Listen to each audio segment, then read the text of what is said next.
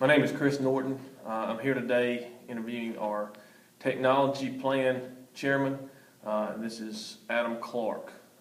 So today we're going to be talking about our CIP process as well as our technology plan, and so we've got a series of questions that we're going to ask, and so we'll start with those at this time. The first question: what is your specific role in completing the CIP and technology plan?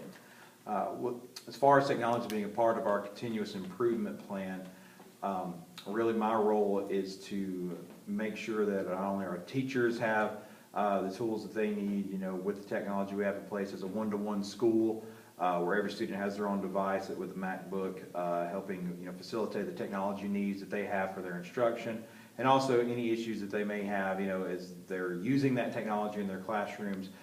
Maybe there's some troubleshooting involved. And just helping utilize that technology to its fullest, not only for our teachers, but for our students as well. Okay. How does your position on the CIP team impact students at our school? Well, from the technology standpoint, we want this technology to be a tool that is more than just a digital textbook or a digital worksheet. We want it to be something that is of value to them, where they can create and innovate and do a lot of things with them. So as far as from the student standpoint, my direct impact with them is to make sure that they have the tools necessary to do more than just use it as a digital worksheet or just your traditional typing up something like that, but really use it as a tool to learn and not just a replacement for something else. Right. Okay. How do you as a leader determine the school's priorities for CIP that will ensure that the vision and mission of the school is met? Well, when you look at the vision statement and the mission of the district and the school, providing students with the tools needed and to be, again, innovative with the technology and provide those opportunities, we look at them on a year-to-year basis and see how successful we were. If there's anything new that we want to approach, whether it's a new learning management system, whether it be Blackboard or incorporating more Google apps and things like that, or apps, since we do use MacBooks, more Apple products involved. We want to be an Apple school as well, so kind of involving all those elements in there to see kind of what direction we can move in that's going to be most beneficial, not only for teachers in delivering instruction, but also for our students in their learning. Okay. How has the CIP process changed since you started in education, or since you became involved really with the CIP process? The biggest change that I've noticed really is it's really data driven. We look at data, we look at every year and see kind of where we were, what we accomplished, looking at student data, the things that could have impacted that data, and then really use that to drive the goals, whether they need to be kept because we're seeing success with them, or they need to be rewritten, to get the success that we're looking to have. So it's really based on the data. It's not just, hey, this is the goal we want, and regardless of the outcome, we really want to look at the data to get the best possible goals moving forward. Okay. How is your role different than those at the elementary and middle schools?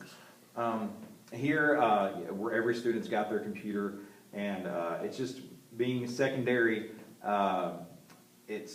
students are using the technology a little bit differently. Teachers utilize it differently and at different levels. So whereas the middle school and the lower grades are probably using different devices, I know elementary schools utilize a lot more of the iPads than we do up here at the secondary level. Middle school relies heavily on the technology almost on a day-to-day basis.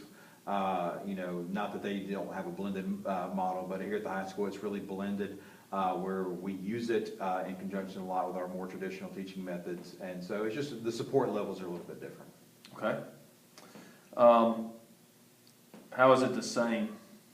The same is just the fact that it's the same for middle school and the high school. We're using the same devices. We're all still use Blackboard as our learning management platforms, and everybody across the district has the Google apps for education and all the Apple apps as well. So the tools that are being used are the same. It's just the level of what they're being used.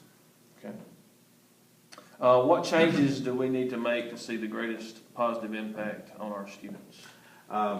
Changes to make as far as the technology goes to help impact the students the best.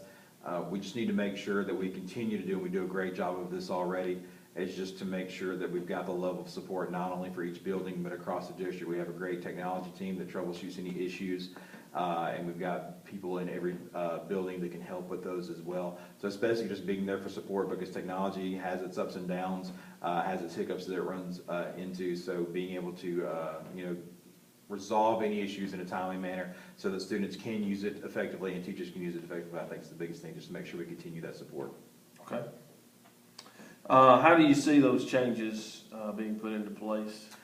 Just establishing, a team or at least a group of, small group of people in each building said, how comfortable are you with all the technology? If a problem arises, can you be, a first line of contact, maybe for each team of teachers. We have a team model here at the high school now to where maybe each team would have a contact person to go to first, and if the issues can't get resolved for them personally or for their students, the issues they may be experiencing in the classroom on a given day, then it kind of goes down a line of command with that, just establishing a point of contact.